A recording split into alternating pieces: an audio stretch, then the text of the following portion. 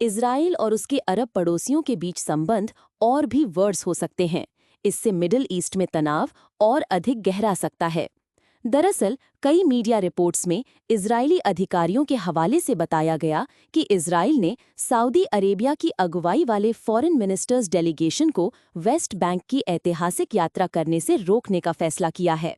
इस यात्रा के दौरान Saudi Arabia, UAE, Qatar, Turkey, Egypt और जॉर्डन के विदेश मंत्री रविवार को रामल्ला में Palestinian Authority President Mahmoud Abbas से मुलाकात करने वाले थे। मीडिया रिपोर्ट्स में इजराइल के एक वरिष्ठ अधिकारी के हवाले से कहा गया है कि फिलिस्तीनी प्राधिकरण इस यात्रा का उपयोग पैलेस्टीनियन स्टेट की स्थापना को बढ़ावा देने के लिए कर रहा था।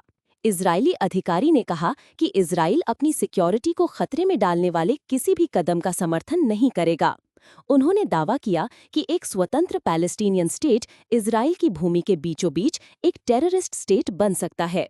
भले ही अरब देशों के मंत्रियों की इजराइल की यात्रा की कोई योजना नहीं थी, लेकिन वेस्ट बैंक की बॉर्डर्स को इजराइल नियंत्रित करता है और वहां प्रवेश के लिए इजरायली अप्रूवल जरूरी होता है।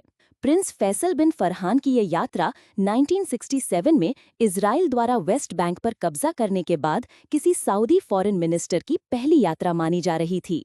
सूत्रों के अनुसार मंत्रियों को हेलीकॉप्टर के जरिए जॉर्डन से रामल्ला लाया जाना था। माना जा रहा है कि यह फैसला इजरायली पीएम बेंजामिन नेतन्याहू द्वारा आयोजित मिनिस्टीरियल कंसल्टेशन के दौरान लिया गया। इस कदम से न केवल वेस्ट बैंक पर इजराइल के कंट्रोल की वैधता पर सवाल उठ सकते हैं, बल्कि इससे अरब देशों के साथ संबंध और अधिक स्ट्रेन्ड हो सकते हैं, जो गाजा वॉर के बाद पहले ही काफी टेंस हो चुके हैं।